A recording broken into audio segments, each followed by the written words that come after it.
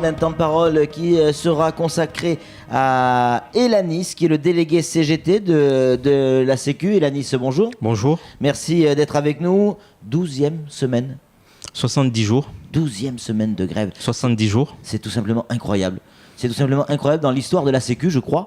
En tout cas dans les DOM, jamais on n'a connu ça. J'avais envie de dire, Elanis, mais quand est-ce que ça va s'arrêter l'histoire ? Je pense que c'est la question qu'il faudrait poser à notre employeur, parce que nous, on demande que ça s'arrête.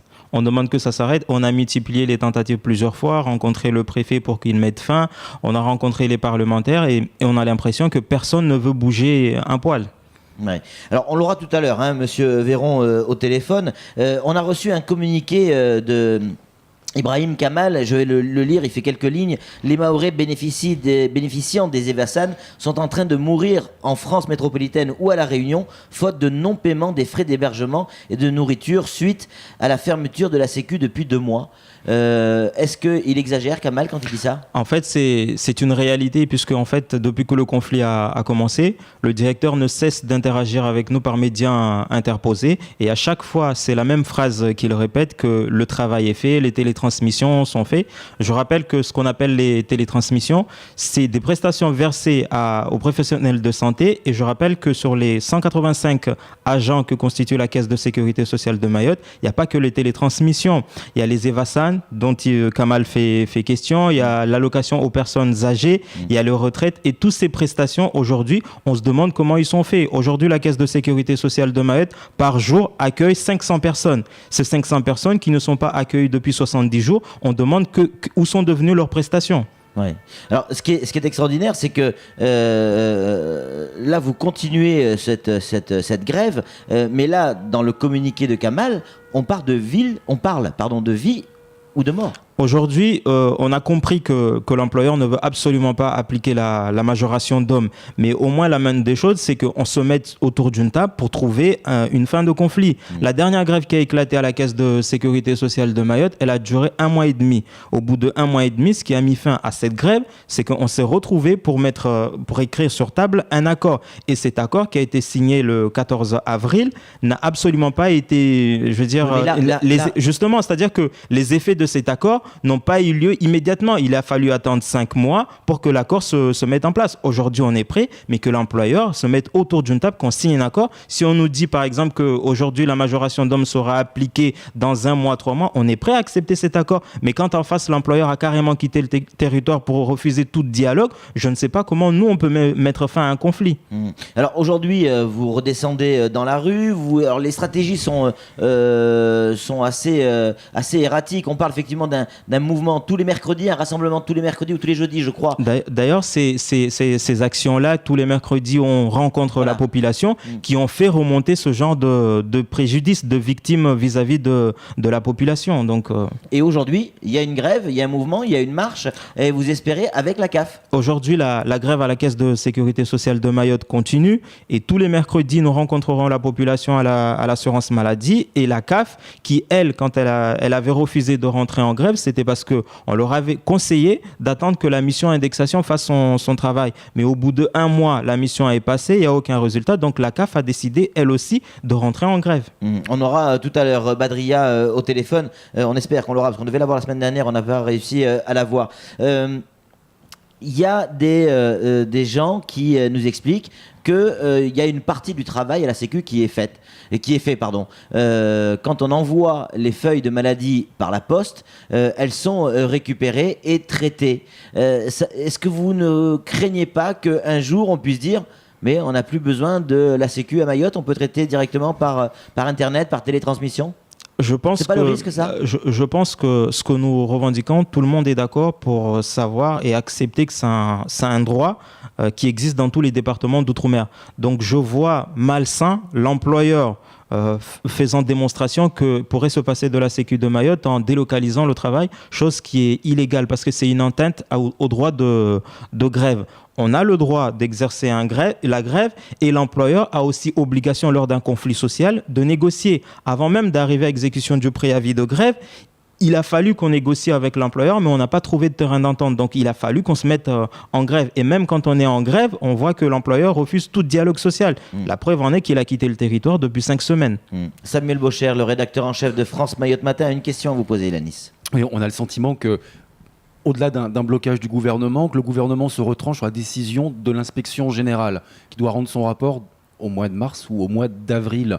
On a l'impression que vous n'avez plus de nouvelles de Lucans, votre direction parisienne, justement parce qu'ils attendent le rapport. Est-ce que vous allez faire grève jusqu'en mars ou avril ? Je voudrais juste rappeler que la majoration d'hommes, quand elle a été instaurée dans les autres départements d'outre-mer, il n'a jamais été question de mission pour valider. Quand on signe un accord entre notre employeur, je rappelle que nous sommes des salariés de droit privé, il y a juste que l'accord, puisque c'est des deniers publics, doit être validé par l'État. Cet accord a été validé et il n'y a aucun paragraphe dans l'accord qu'on a signé le 18 avril qui fait mention qu'on doit attendre une mission indexation. Pour nous, le fait de nous dire qu'on attend que la mission indexation fasse son travail, c'est un leurre, c'est une escroquerie, c'est juste la malhonnêteté de l'employeur qui refuse d'appliquer la majoration d'hommes à l'ensemble du personnel, alors que l'accord dit clairement que la majoration d'hommes est étendue à la Caisse de sécurité sociale de Mayotte depuis le 1er juillet. Et ce qui blesse encore plus, c'est que les agents de direction ont cette majoration d'hommes. Alors pourquoi ils nous disent d'attendre la mission indexation alors qu'ils se l'appliquent eux-mêmes ? Alors, excusez-moi, je vais rebondir sur un autre sujet. On nous a posé la question. On nous a dit, et je ne sais, j'ai pas su y répondre. Vous allez savoir. On nous a dit, mais ils ont déjà été majorés de 5%. De 5%. Et leur salaire était avant majoré de toute façon, de manière si importante que la majoration d'hommes de 40% ne pouvait pas être appliquée. Alors aujourd'hui, ça me paraît un peu bizarre. Vous revenez sur un sujet que notre ancien directeur a tout le temps dit, qu'on gagnait plus. Je vais prendre mon cas. Je travaille à la Caisse de sécurité sociale de Mayotte. Je suis technicien de niveau 3. La Caisse de sécurité sociale de Mayotte est dans un département d'outre-mer. Si je me compare avec mon collègue qui est à Bordeaux, effectivement, je gagne beaucoup plus que lui. Mais si je me compare à mon collègue qui est à La Réunion, ou à Martinique ou en Guadeloupe, je gagne moins que lui parce que mon collègue qui est à La Réunion, en Guadeloupe, lui, il a la majoration d'hommes à 40% et moi, je ne l'ai pas. Donc nous, aujourd'hui, ce qu'on demande, on ne demande pas plus, on demande juste l'égalité républicaine. Ce qui est appliqué dans les départements d'outre-mer soit aussi appliqué à Mayotte, qui est un département d'outre-mer. Et à Nice, je vais prendre des exemples, et notamment un qui touche Kwesi. Tiens, justement, des gens sont en maladie. Sont malades, il y en a un qui s'est cassé un bras ou une jambe, il est arrêté pendant 1 mois, 2 mois, l'employeur ne peut pas payer son salaire parce que c'est à la Sécu de prendre en charge son salaire. On arrive sur les fêtes de fin d'année, ces personnes-là se retrouvent sans revenu aucun, ni même pouvoir payer leur loyer, ni même pouvoir... aucun revenu. C'est ce que je disais tout à l'heure. C'est pas normal que, je prends l'exemple du salarié, qu'il travaille en temps normal, il cotise à la Sécu. Au moment où il est victime d'un accident de travail, il ne puisse pas avoir un revenu de remplacement parce que la sécurité sociale est fermée. Donc moi, ce que je dirais, comme nous, on n'arrive pas à s'entendre avec notre employeur, on a porté plainte pour la non-application de la majoration d'hommes. Et pourquoi cet employé ne porterait pas plainte contre la sécurité sociale ? Oui, enfin, ça ne va pas régler son problème pour manger à la fin du mois. Oui, peut-être, mais ça peut peut-être dénicher le directeur ou l'employeur à venir trouver un accord pour qu'on puisse sortir de ce conflit. Je rappelle que depuis 2 mois, on a fait les efforts, on a multiplié les contacts, on a même accepté de donner un calendrier d'échelonnement de cette majoration d'hommes. Le directeur ne veut... En fait, il n'a même pas répondu et il n'a même pas fait de contre-proposition. Alors, il y a un rendez-vous demain assez important que vous attendez tous. C'est le tribunal avec la plainte que vous avez déposée devant le tribunal du travail, c'est ça ? Tout à fait. En fait, on a porté plainte parce que le fait de ne pas avoir la majoration d'hommes appliquée sur notre salaire, c'est un préjudice qu'on a subi. Le fait d'accepter qu'on rentrait dans la convention collective nationale, pour nous, a été que on a subi une perte de salaire qu'on espérait compenser avec la majoration d'hommes. Aujourd'hui, on n'a même pas la majoration d'hommes, mais en plus de ça, on se retrouve dans un conflit social dont on ne sait pas dans combien de temps ça va finir. Donc, la plainte qu'on a déposée au tribunal du travail, c'est pour demander les dommages et intérêts de la non-application de cette majoration d'hommes. Donc, le tribunal va juste se prononcer sur ça, mais on continuera toujours le combat à ce que la majoration d'hommes soit appliquée à l'ensemble du personnel tel que c'est appliqué aux agents de direction. Qu'est-ce qu'il faudrait faire ? Qu'est-ce que vous êtes en mesure de proposer proposer aujourd'hui, tiens, maintenant, devant les caméras de Quasi à Télévision, défaut,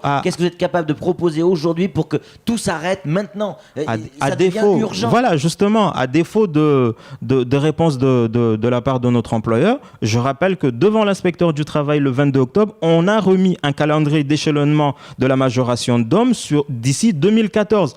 L'employeur n'a pas répondu favorablement ou négativement et n'a absolument pas fait de contre-proposition. Aujourd'hui, cette proposition qu'on a fait sur calendrier est toujours valable et on demande à ce que les deux parties, à savoir l'employeur et les salariés, on se retrouve autour d'une table pour cesser enfin de tuer la population de Mayotte.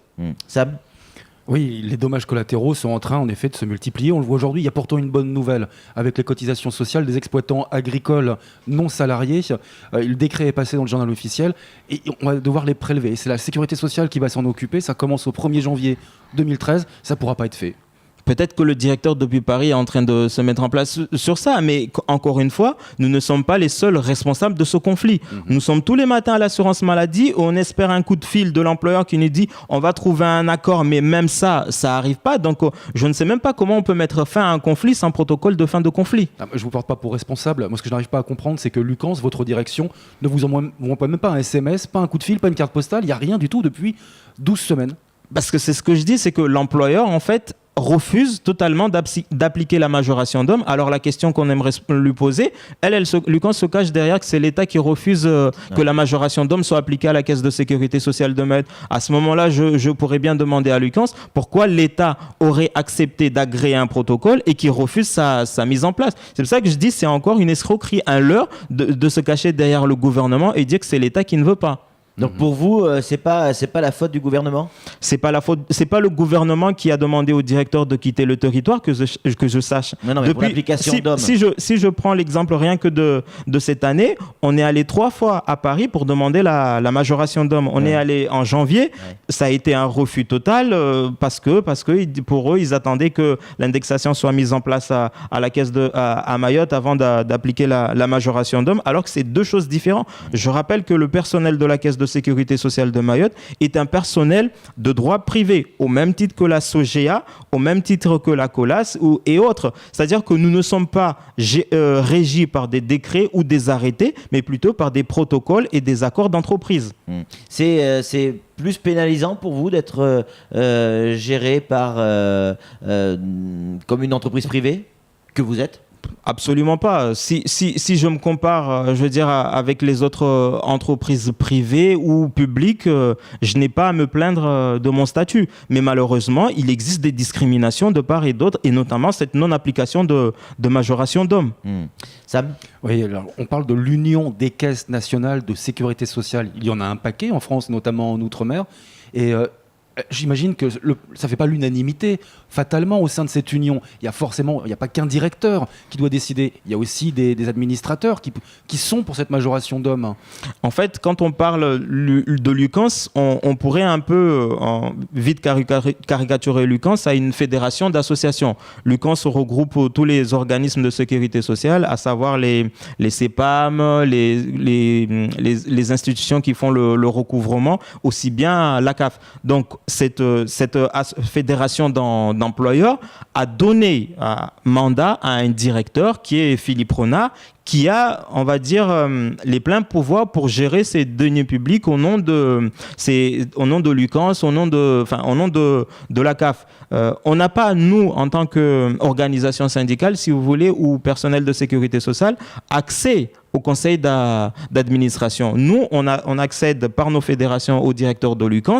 Donc, aux dernières nouvelles, on avait entendu que il devait quitter ses fonctions ce mois-ci, en ce début de mois. Mais cela n'empêche que, normalement, il y a continuité du service. En tout cas, il y a urgence à trouver une solution, Elanis. C'est vrai que de plus en plus de gens nous appellent et nous interrogent sur la situation. Il y a véritablement urgence. C'est terminé. Merci pour ce temps de parole, Elanis. Merci en tout cas d'être venu sur le plateau et à très bientôt sur les ondes.